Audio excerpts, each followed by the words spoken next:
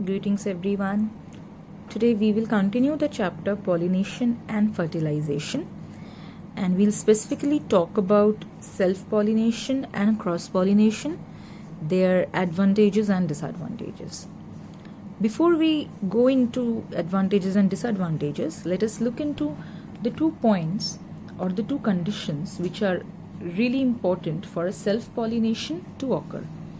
For a self-pollination, as we have learned that it is of 2 types, autogamy and geitonogamy, that is the same plant is used, the same flower or another flower of the same plant is used in case of self-pollination. So the first important feature of a plant for self-pollination has to be bisexuality.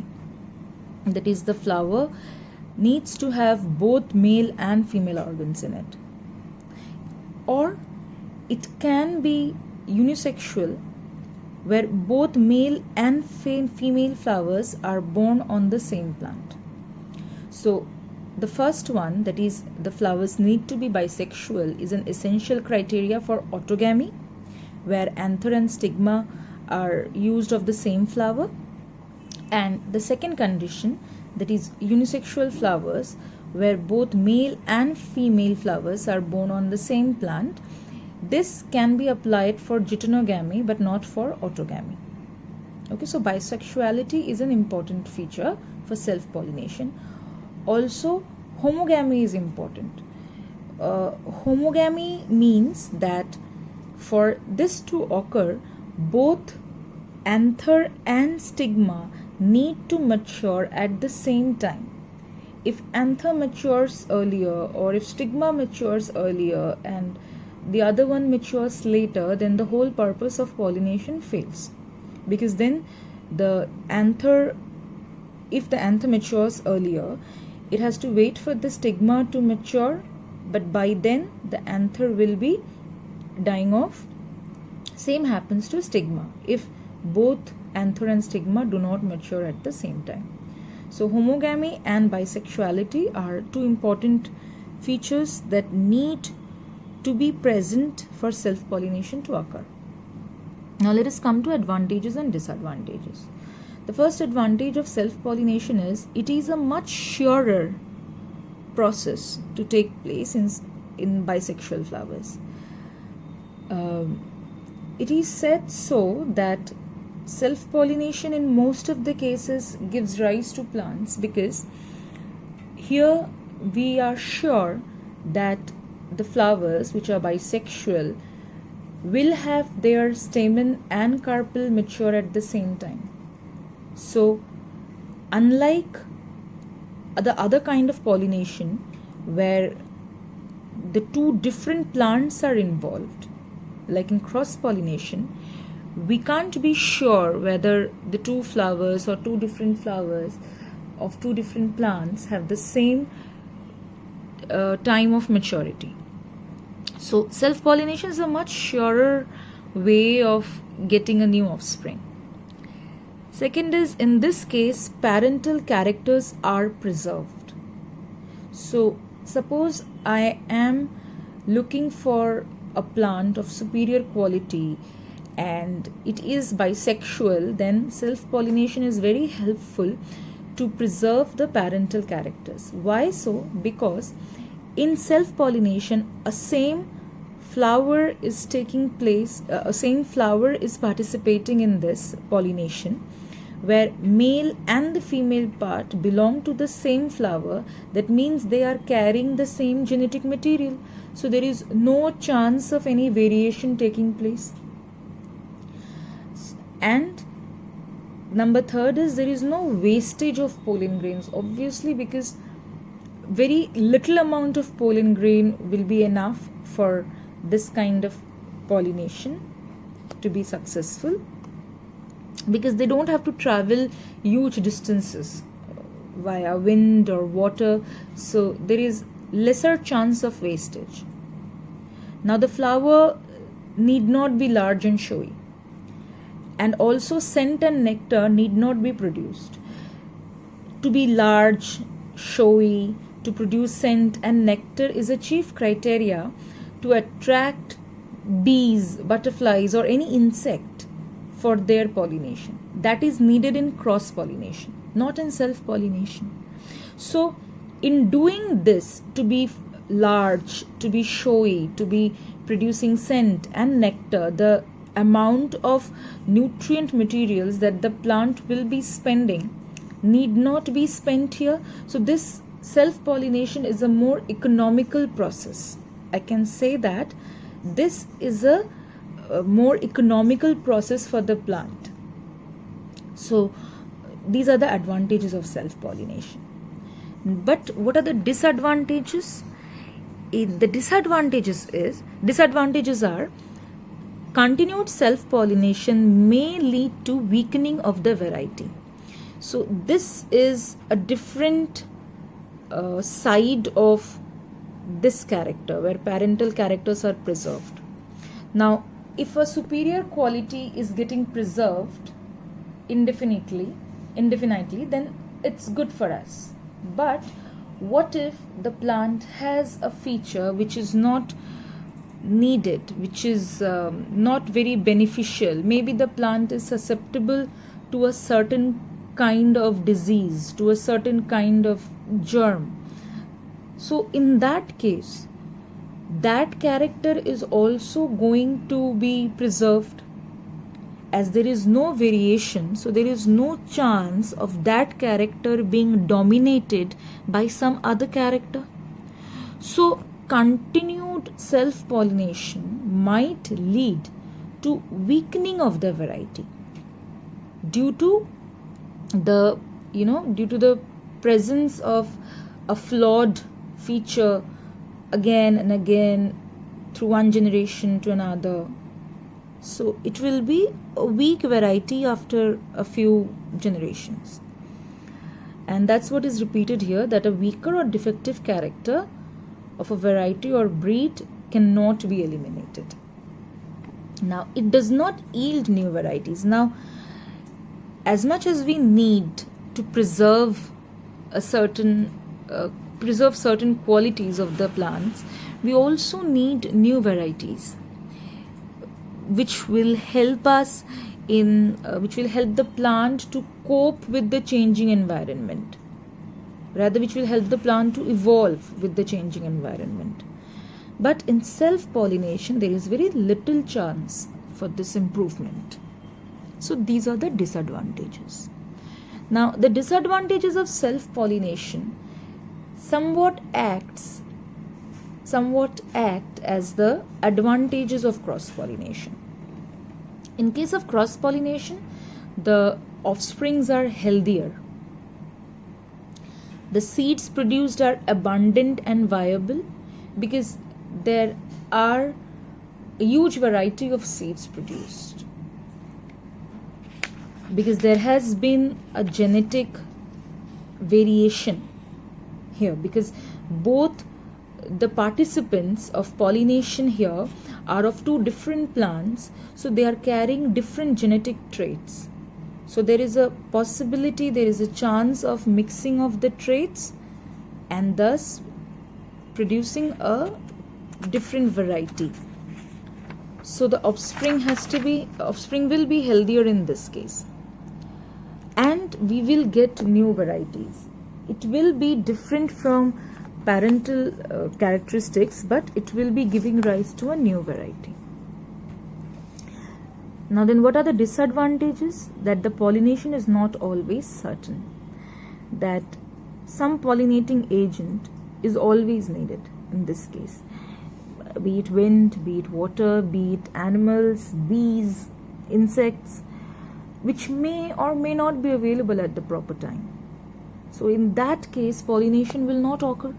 So if I have to depend on an external agent for pollination, and if there is an absence of that external agent, then that pollination will not take place. That's why people are freaking out when they see that the population of bees is getting reduced every year, because bees help in cross pollination. So in the absence of bees, you can imagine what will be the condition. pollination rate will go down by significant amount. So that is one disadvantage of cross-pollination, that the pollination is not always certain. Now, the pollination, the pollen, for this pollination to be successful, the pollen has to be produced in a large quantity, so that even if a lot of it gets wasted on the way, a significant number of pollen remain alive for the pollination to take place. So a lot of wastage takes place here, and this process is not at all economical for the plant, because plant has to spend a lot of nutritional components on this flower to be large, to be colored, to be attractive, to be producing nectar and all that. So there is a table 5.1 which shows the difference between self-pollination and cross-pollination. It's a must read. And now let us talk about nature, and it favors cross-pollination or self-pollination. Well, nature will always favor cross-pollination, because the vast majority of flowering plants are cross-pollinated. Now, why do you think that nature favors cross-pollination? Why should nature favor cross-pollination? I will tell you this thing in the next video, but in the meantime, today we'll talk more. But today, this answer, that why nature favors cross-pollination, you can write down below in the comments. I'll try to answer any questions, or I'll try to answer your comments where you are writing down why nature will favor cross-pollination. Now let us go through 5 features, which are 5 conditions which favor cross-pollination. Like we earlier read about 2 conditions which have to be there for self-pollination to occur. These are the 5 conditions which favor cross-pollination. For example, unisexuality. If the flower is either male or female, then they have to be born on separate plants, or maybe in the same plant, but there is also a chance of those flowers to be born on separate plants. And if they are born on separate plants, then cross-pollination is the only chance for them to pollinate. So that's one feature, that's one condition. Another condition is dichogamy, that is different timings of maturation of androecium and gynoecium. The opposite was mentioned for self-pollination. Homogamy was mentioned for self-pollination. So in this case, in some plants, if anther and stigma mature at different time, self-pollination becomes difficult. But cross-pollination is not a problem in that case.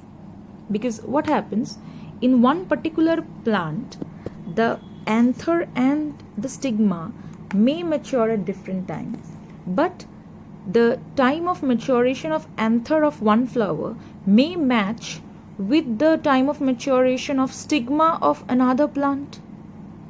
So if pollination takes place between those 2 plants, then that is that is the possibility, that is the way that pollination can take place. So in some plants where anthers mature earlier than the stigma, we call that phenomenon as protandry, and where stigma matures earlier than anther, we call as protogyny.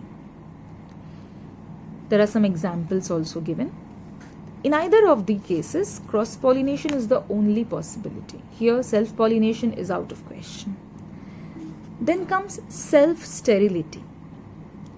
This is a condition in which, suppose the flower is bisexual, suppose both anther and the stigma, they mature at the same time. But what happens here is that even after stigma receives the pollen, the pollen fails to undergo future growth, because that is how they are engineered, that is how they are made, that only the pollen from a different plant of the same species can effectively fertilize the ovary. So in that case, even if pollination takes place, it will not create the future generation. So that is known as self-sterility, that the plant or the stigma will not be fertilized by the pollen of the same flower. Then we come to hercogamy. Hercogamy is when the condition when there is a structural barrier created in between the stigma and the anther, so that even if they are not self-sterile, even if they mature at the same time, even if the flower is bisexual, self-pollination will not take place, because there is a barrier due to which the anther will not be able to reach the stigma. So that is known as hercogamy. The last one is heterostyle. In this case, the stigma and anther grow at different heights. For example, the stigma is much taller than the anther. Or rather, I should say that the stigma is at a higher height than the anther. So it's not possible for the anther to reach the stigma. So due to the different heights of anther and stigma, due to heterostyle, self-pollination does not take place, and these 5 are the features, are the conditions which favor cross-pollination. Okay, now as these are present in the nature, we can say that nature favors cross-pollination. But there is one more point which, if you think nicely, you can come up with that why nature favors cross-pollination. That is, in spite of all these 5 points, I need one more point of why nature favors cross-pollination from you guys. You can write it down in the comment section. Okay, so that's it for today. We'll talk about agents of cross-pollination and a few examples and fertilization the next day. Thank you.